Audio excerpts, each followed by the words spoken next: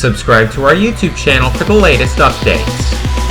Cyclone Guambe is a Category 2 on the Saffir-Simpson hurricane wind scale. It has strengthened significantly since last we talked about it. It's at 25.1 degrees south, 36.4 degrees east, bringing significant rainfall and tropical storm force winds to the coast of Mozambique at this time. It has winds of 100 miles per hour and a pressure of 960 millibars as it crawls to the west-southwest at 3 miles per hour or 5 kilometers per hour as of 8 p.m. Central African Time this February the 19th.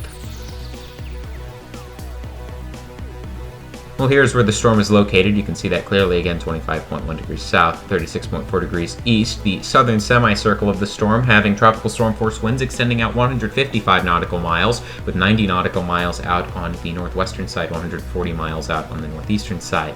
Well, here are the distances from locations. From Mexique, we're about 96 miles away. From Chispuca, we're about 120 miles away. From Maputo, 255 miles away. From Tolera, 472 miles away. The storm is going to be moving away from land from this point forward, won't be impacting Mozambique for too much longer, and it's not going to be impacting Madagascar either as it moves out to sea. Could strengthen a bit though, we'll be talking about that in the cone that'll be coming up in just a little bit, but again, significant rainfall and tropical storm force winds currently impacting the Mozambique coast.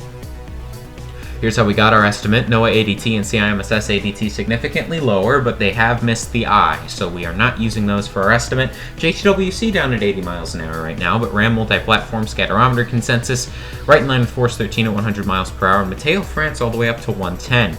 Well, here is Cyclone Guambe's cone, and we have it getting up to 125 miles per hour before it does go out to sea, becoming an extratropical cyclone and slowly weakening with time.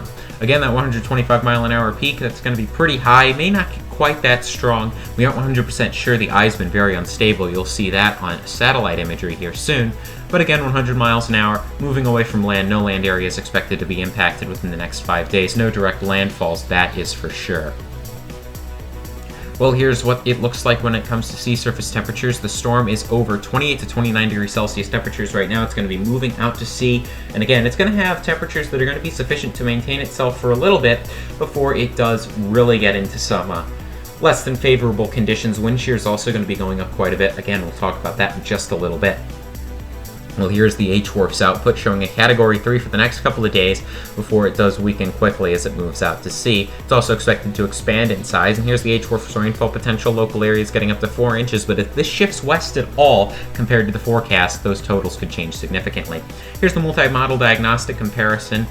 Intensity is expected to go up for the next couple of days before it just goes down a cliff. Deep layer shear, as Christian said yesterday, it is launching off from Earth and there's no sign of it returning. It is skyrocketing at this point, and sea surface temperatures are expected to drop off a cliff as well, and mid-level relative humidity expected to slowly just get lower and lower with time. Well, here's the satellite imagery. First bit, this is the rainfall just off the coast of Mozambique. That's seen clearly as the storm is moving just slowly at a crawl, a snail's pace right now.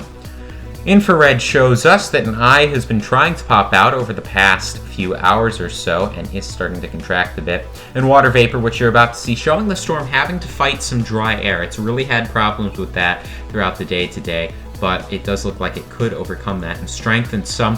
And then here's the normal infrared that we know and love, showing a significant burst of convection in those latest frames. Could be signs of some strengthening to come.